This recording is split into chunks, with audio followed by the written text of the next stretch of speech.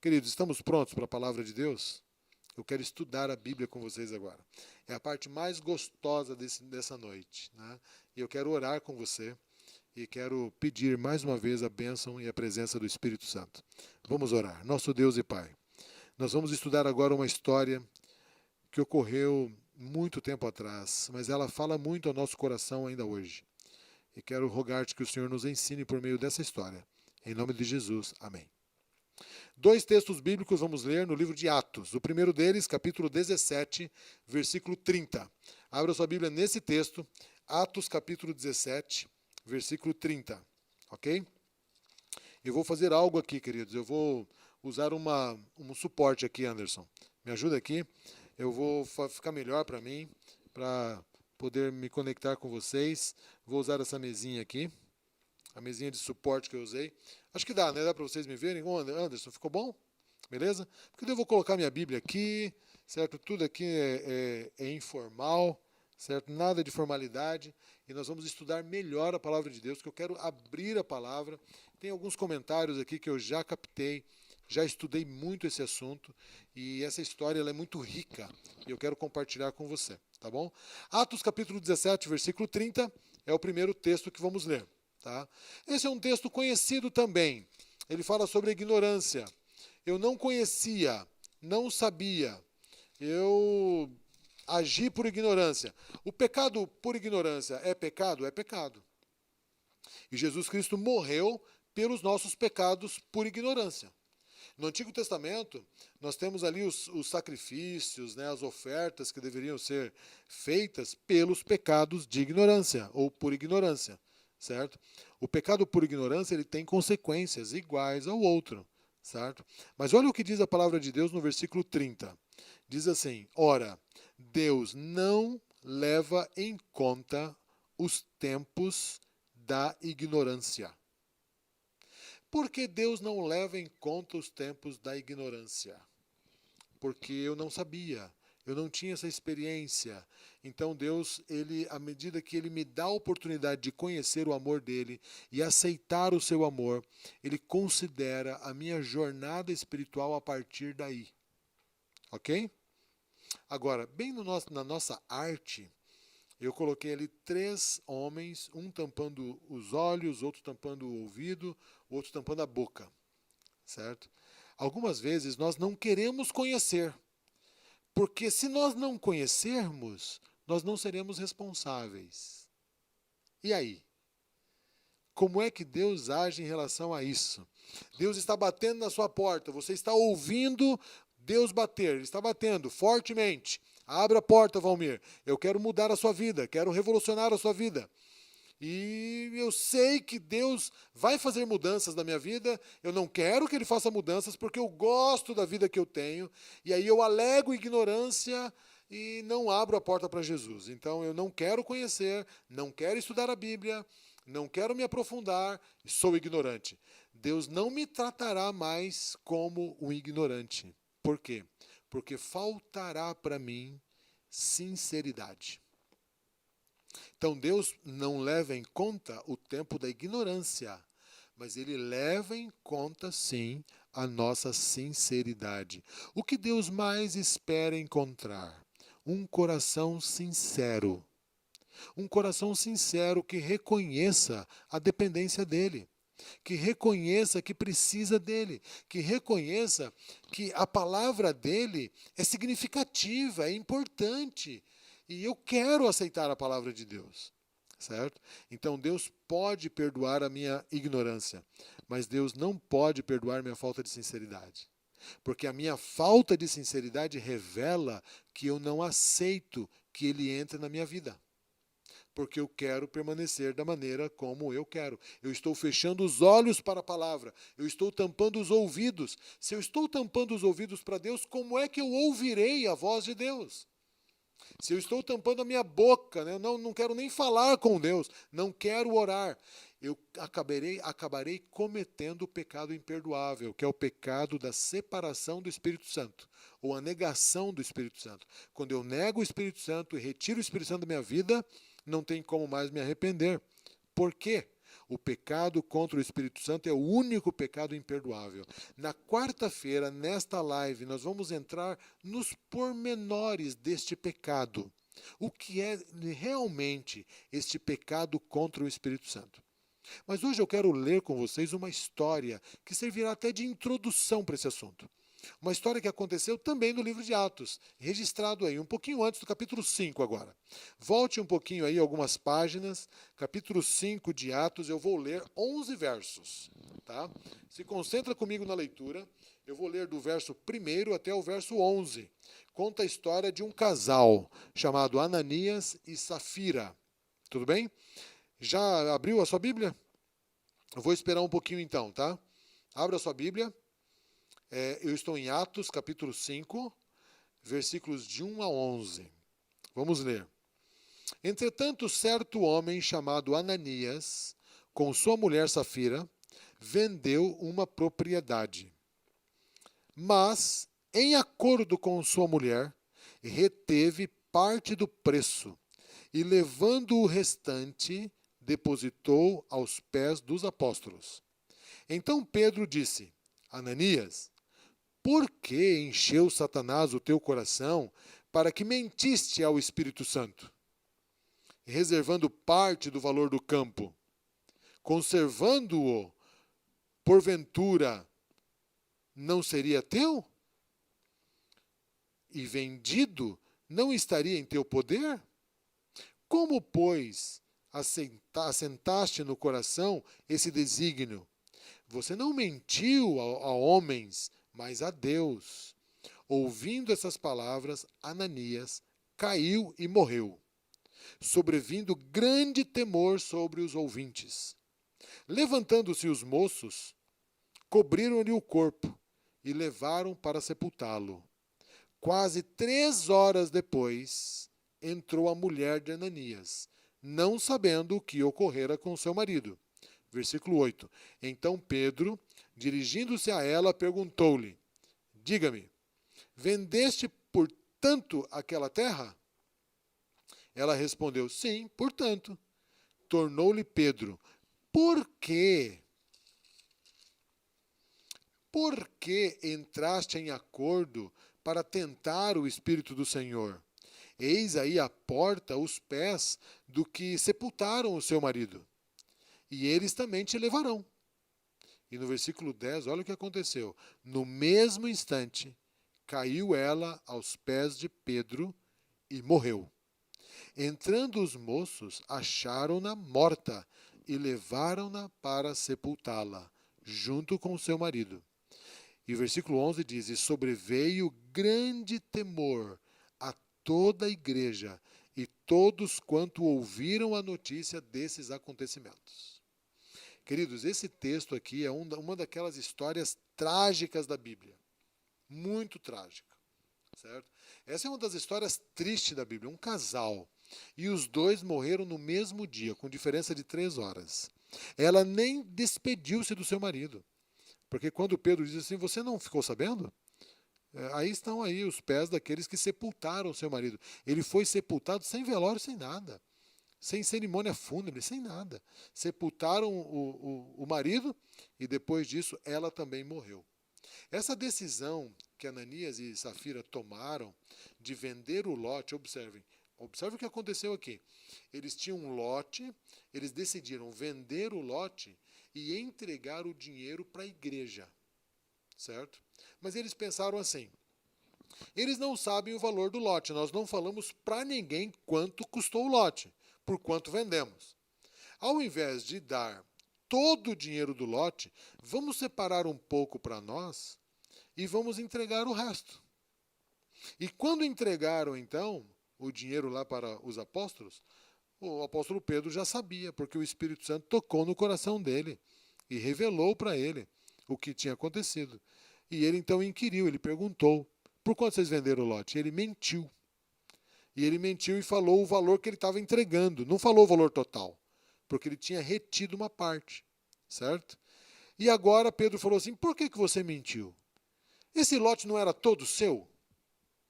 Alguém pediu para você vender e trazer aqui na igreja? Você quis de espontânea vontade doar esse lote para a igreja. Se você vendesse esse lote, todo o dinheiro não seria seu? Não era seu? Você não precisava trazer. Você poderia ficar com todo o dinheiro. Mas você disse que daria todo o lote para a igreja. E quando você trouxe, você não trouxe todo. Então faltou sinceridade. Faltou honestidade da sua parte. Você não precisava mentir. Era só você falar, gente, eu vou vender o lote e vou doar metade. Ou vou doar 70%, sei lá, eu não sei qual é a porcentagem que ele reteve, né? Eu vou doar uma parte para a igreja e outra parte eu vou precisar. E tudo bem. E você não teria mentido para Deus, entende? Esse foi o diálogo de Pedro com Ananias. E Ananias levou um choque, né? Porque Pedro não sabia. Ele não tinha falado para ninguém por quanto ele tinha vendido. Mas Deus revelou. Tem algo muito impressionante nessa história. A revelação de Deus para Pedro faz parte do plano de Deus para que nós não sejamos pecadores de sucesso. Guarde essa frase aqui. Deus é tão bondoso, Ele é tão bondoso, que Ele não deixa que nós, seres humanos, sejamos pecadores de sucesso. Tenhamos êxito em nossos pecados. Deus sempre dá um jeito de revelar. E por que Deus quer revelar? Para nos dar a oportunidade de repensar e nos arrependermos. Aqui, o apóstolo Pedro, ele deu a oportunidade de arrependimento, porque Deus queria que Ananias se arrependesse. É tanto que Pedro falou assim, por quanto você vendeu o lote? Esse valor aqui é total? E aí ele falou assim, é total, ele mentiu. Certo? Ele já tinha mentido o valor do lote e mentiu quando ele foi confrontado com Pedro. Todas as vezes que Deus confrontar você na sua prática de pecados, todas as vezes que Ele usar alguém para confrontar, olha aqui, presta atenção aqui, vocês que são filhos. Deus usa muitos pais para confrontar os filhos. Deus ama revelar para os pais os erros que os filhos cometem. Às vezes os filhos ficam pensando, como é que meu pai descobriu? Eu tinha isso, né, também, né? Como é que minha mãe soube? Deus dá um jeito de revelar. E se as coisas não forem reveladas no tempo que às vezes no tempo que a gente pensa que poderia ser revelado, em algum momento da nossa história, tudo que nós fizemos será revelado. Deus aqui deu uma oportunidade muito grande. E assim, o que aconteceu naquela época foi tão impressionante que no verso 11 nós lemos aí, diz assim, houve um grande temor em toda aquela igreja, em todos aqueles que ouviram essas coisas. Foi muito impactante aquilo que aconteceu, certo? Mas nessa leitura aqui, eu quero trazer uma reflexão para a gente. Será que não passa a impressão aqui de Deus ter sido muito radical em levar a óbito um casal por conta dessa decisão que eles tomaram? Será que Deus não foi muito radical? Será que não houve um exagero por parte do Senhor, por parte dos apóstolos aqui, certo? Em aplicar, né, essa disciplina tão extrema na vida deste casal por conta do que eles fizeram?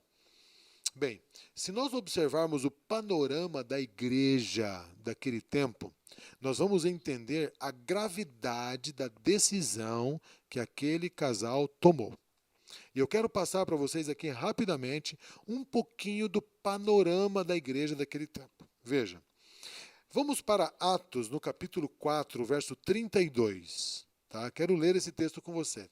Volta um pouquinho aí, uma página aí já será suficiente. Capítulo 4, verso 32. Olha o que a palavra de Deus diz aqui, certo? Um pouquinho da característica desta igreja, certo? Atos, capítulo 4, verso 32. Da multidão dos que creram, multidão, muitos se converteram naquele tempo. Da multidão dos que creram, era o coração e a alma. Era plano de Deus, quando criou o ser humano, que nós fôssemos uns com os outros. Deus nos criou para vivermos em unidade. O pecado nos separou. O pecado fez separação entre nós e Deus, e fez separação entre nós, seres humanos. E o egoísmo começou a imperar no coração humano. Quando Jesus veio à Terra, ele veio para nos salvar do egoísmo e nos salvar de nós mesmos, porque nós nos tornamos egoístas, egocêntricos, orgulhosos e separados. Você se lembra quando Jesus orou a oração sacerdotal? Antes de ir para a cruz, ele falou assim: Pai, eu quero que eles sejam um. Eu quero que eles sejam um, assim como nós somos um. Então Jesus morreu na cruz para nos salvar do pecado que nos separa e nos trazer de volta para perto dele e para perto uns dos outros e vivermos em relacionamentos amorosos. Os discípulos viveram essa unidade. Eles eram muito orgulhosos, egoístas. Você se lembra que eles ficavam assim, lutando, né? Para ter o melhor espaço. Eu quero sentar à direita de Deus. Eu quero sentar à esquerda de Jesus. Eu sou o melhor, eu sou o mais importante. Mas depois de toda essa convivência do ministério de Jesus, os discípulos passaram a se amar. E eles pregaram o amor, e as pessoas foram se convertendo e começaram a viver em amor. A igreja primitiva, nós temos aqui centenas e milhares de pessoas convertidas a este relacionamento de amor. E a Bíblia fala assim, era um o coração deles. Eles viviam em unidade, o plano de Deus estava dando certo. A igreja estava vivendo em comunidade amorosa. Olha o que diz o verso 32, a continuação. Ninguém considerava exclusivamente sua nenhuma das coisas que possuía. Tudo, porém, lhes era comum. Esse texto é forte. Esse texto fala sobre um ideal divino para nós. Aliás, Deus quer que nós hoje vivamos assim. E a igreja primitiva viveu esse plano de Deus. Agora, o texto diz assim, ninguém considerava como exclusivamente sua as propriedades que tinha, as coisas que tinha, os bens que tinha. Então, o que eles faziam? Eles compartilhavam. Olha, esse cavalo que eu tenho não é somente meu, ele é nosso. Então, se alguém precisar do cavalo, o cavalo está à disposição. Pode usar. É nosso, nós somos uma família. Nós somos um em Cristo. Essa carroça aqui não é somente minha. Se você precisar de um frete, é só vir aqui. Agenda comigo aqui, olha, para ver um horário que eu não estou usando, ou outro está usando, e você pode usar. Não vou te cobrar por isso. E o que eles faziam aqui, o texto diz, eles vendiam propriedades que eles tinham. Vendiam sítio, fazenda, terreno, e eles traziam dinheiro e depositavam aos pés dos apóstolos. Para quê? Para comprar comida, sanar as necessidades de toda a igreja. Então, aqueles que tinham mais, compartilhavam com quem tinha pouco. E Deus se agradava muito com isso, porque Deus nos fez para vivermos assim, queridos. Esse é o plano de Deus para nós. E a igreja primitiva estava vivendo isso. Isso é impressionante, isso é maravilhoso, certo? Aqui, quando diz assim, o coração deles era um, certo? Coração, o que é coração, né? Na Bíblia, o coração, na verdade, é para refletir o centro da vida de alguém. E o centro da vida de alguém está no centro da decisão que essa pessoa toma. Quando a Bíblia fala coração era um, está falando sobre a mente, as decisões que tomamos. Certo? Então, as decisões deles, a mente deles, os pensamentos deles estavam conectados. Tá? O verso 34 e 35 eu quero ler também. Olha o que diz aí. Vamos ler aqui. Verso 34. Com grande poder, os apóstolos davam testemunho da ressurreição do Senhor Jesus. E em todos eles havia abundante graça. Pois nenhum necessitado havia entre eles, porquanto os que possuíam terras e casas, vendendo-as, traziam os valores correspondentes e depositavam aos pés dos apóstolos. Então se distribuía a qualquer um à medida que alguém tinha necessidade. E no verso 36 conta a história de um homem. Esse é o único que aparece por nome, eu não sei por quê. Eu não sei se é porque isso chamou muita atenção da igreja, isso foi muito forte, quem sabe a propriedade dele era muito grande. Falou assim, nossa, ele abriu mão de tudo isso. Eu não sei se é por isso. Eu não sei se é porque ele foi o primeiro a doar, não sei.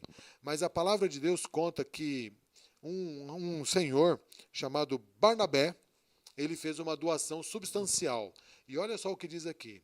José, a quem os apóstolos deram o sobrenome de Barnabé, que quer dizer filho da exortação, levita natural de Chipre, como tivesse um campo, ele vendendo-o, trouxe o preço e depositou aos pés dos apóstolos. O único que é chamado pelo nome. A Bíblia diz que vários faziam isso, mas o único que aparece o nome é esse aqui. Bem, ao que tudo indica, e o contexto dessa história mostra isso, e eu quero ler um pouquinho para vocês aqui alguns comentários de Ellen White, inclusive sobre esse assunto. Ao que tudo indica, Ananias e Safira, ao perceberem que Barnabé foi elogiado, foi citado por nome, por ter vendido um lote e trazido dinheiro, possivelmente eles foram tomados por uma certa sensação de desejo de também serem vistos, também aparecerem. E eles não foram motivados por amor para entregar aquilo que eles tinham. Entenderam? Então faltou, por isso que faltou neles sinceridade. Muita sinceridade. Certo? Olha o que acontece aqui. Ellen White diz no livro Atos dos Apóstolos, na página 38. Diz assim, olha, a atitude de Ananias e Safira foi um contraste flagrante com o exemplo de generosidade manifestada pelos crentes. Então, Ananias e Safira, eles estavam assim completamente fora do plano de Deus para a igreja. Entenderam? Eles agiram de maneira contrária ao que era para ser feito. Ninguém era obrigado a doar. Eles doavam de livre e espontânea vontade. Mas eles não doaram de livre e espontânea vontade. Eles tiveram interesse na doação e eles retiveram uma parte do campo de maneira orgulhosa e egoísta para eles. E tentaram enganar os apóstolos. Tem um pastor que ele escreveu um comentário sobre o livro de Atos. O nome dele é Mário Veloso. E ele fez um comentário muito significativo. Mário Veloso indica que Ananias e Safira, eles queriam se passar, por generosos sem ser generosos. Essa foi a intenção deles. Certo? Eles queriam vender uma impressão que não existia, uma aparência. Tá? E Deus lê o nosso coração. Olha que interessante que eu descobri que o nome Ananias significa Jeová gracioso. Esse homem Ananias, ele foi muito agraciado por Deus. É tanto que o nome dele é chamado de Jeová gracioso. Os nomes significavam a experiência que as pessoas tinham. E você sabe qual o significado do nome da esposa dele? Safira, o nome de Safira significa bela, agradável. Então Deus deu ao homem gracioso uma bela mulher, uma agradável mulher. E ele tinha tudo para viver feliz ao lado da sua esposa. E ele tinha terra, inclusive, ele tinha bens. Deus abençoou esse homem, certo? Mas ele não estava contente com o que ele recebera de Deus, porque ele queria ser destacado. Ele queria chamar atenção para si mesmo. Ele queria mais. Ele queria aceitação. Ele queria se tornar um membro ilustre da igreja. Ele queria estar no holofote. Ele queria ser o principal do corpo de Cristo. E o que Cristo queria ensinar para toda a igreja daquela época, ao dar a sentença de morte para Ananias e Safira, é que no corpo de Cristo não há lugar para um destaque especial. Quem é destacado no corpo de Cristo é Cristo. E todos nós honramos e glorificamos o nome de Cristo. certo? Barnabé, por exemplo, ele não chamou atenção para si, ele simplesmente vendeu e entregou. As pessoas que reconheceram a ele não pediu reconhecimento, mas o reconhecimento estava lá, certo? E Deus foi glorificado com o que Barnabé fez. Mas Ananias e Safira, ao contrário disso, eles quiseram o reconhecimento. Eles foram atrás do reconhecimento. Atraídos pelo elogio, pelo aplauso, pelo reconhecimento, eles tomaram a decisão de fazer o que Barnabé fez, só que sem amor. E você sabe o que está escrito lá em 1 Coríntios 13, né? Eu posso dar o meu corpo para ser queimado. Eu posso dar todos os meus bens aos pobres. Se não tiver amor, de nada valerá. Entendeu isso? Eu não sei se você já recebeu algo de alguém que não queria te dar. E esse presente não teve valor para você. Já aconteceu isso? Sabe aquela pessoa que você percebeu que ela te deu o presente por interesse ou por outra coisa? E aquele valor não te agradou. Mas nós já recebemos presentes muito humildes, que foram muito significativos e que a gente guardou com carinho. Por quê? Porque foi dado com amor. Muito amor. Certo? Essa é a grande diferença. Certo? Então, o que nós temos aqui, na verdade, é que o coração de Ananias e Safira estava buscando grandezas do mundo. As grandezas, estava buscando o elogio, estava buscando tudo que o mundo oferece, certo? Mas eles camuflaram isso num ato de bondade, fazendo uma trapaça, um engano. Isto foi falta de sinceridade. A obra do engano pertence a Satanás. Ele é o enganador. E todas as vezes que nós tentamos enganar a Deus com coisas espirituais, Deus não suporta. Entendeu? Ele não suporta. Ele quer um coração sincero. Ele quer um coração humilde. Mesmo que nós cometamos erros sem saber, mas nós somos sinceros diante de Deus. Agora, se você sabe o bem que deve fazer e não o faz, diz o livro de Tiago, esse comete pecado. Entenderam? Então, o texto de hoje, a lição que a gente leva para a nossa vida hoje, para esse início de semana, né, é Deus nos ajudar. E Deus quer nos ajudar. E nós pedirmos e clamarmos pela presença de Deus, dizendo, Senhor, me ajude a ser sincero, me ajude a ser honesto, Senhor. E todas as vezes que o Senhor usar alguém para me edificar, para me confrontar, Senhor, toque o meu coração para eu abrir o jogo. Para eu não usar máscaras, sabe? Para eu não tentar ludibriar, para eu não tentar passar uma imagem que não é verdade. Porque o Senhor talvez não vai executar-me como executou Ananias e Safira naquele tempo. Mas eu sei que eu serei executado no juízo final, porque não há salvação para um coração que não é sincero. Tudo bem? Vamos guardar isso na nossa mente. Ananias e Safira bolaram um plano para reter essa parte para si, certo? Porque eles não queriam dar. Então assim, vamos doar, a gente ganha os elogios e a gente ainda fica com a parte. Entendeu? Eles não queriam dar. Certo? Então, se você não quer dar, Deus também não quer receber. Deus só quer receber um coração sincero. Tá bom? Eles tinham a obrigação de serem sinceros. Eles não tinham a obrigação de doarem, mas tinham a obrigação de serem sinceros. O maior pecado de Ananias e Safira, guarda isso no seu coração, foi a sua desonestidade, foi a sua farsa, hipocrisia, fingimento, falta de sinceridade, tentando mostrar esta imagem falsa para outras pessoas. E aí então Pedro disse uma frase impactante. Ele diz lá no verso 5, né? Você não mentiu a homens, você mentiu a Deus. Você mentiu ao Espírito Santo. Todas as vezes que a gente tenta passar uma imagem que a gente não tem para as pessoas, a gente está mentindo para o Espírito Santo. E esse pecado contra o Espírito Santo não pode ser perdoado. Tudo bem? No fundo, nós sabemos qual é o verdadeiro preço do lote. Eles sabiam qual era o preço do lote. Nós também sabemos. Certo? O que Deus espera é que nós sejamos sinceros e honestos com aquilo que nós ofertamos para Deus. Certo? Exatamente naquele tempo a igreja estava muito pura.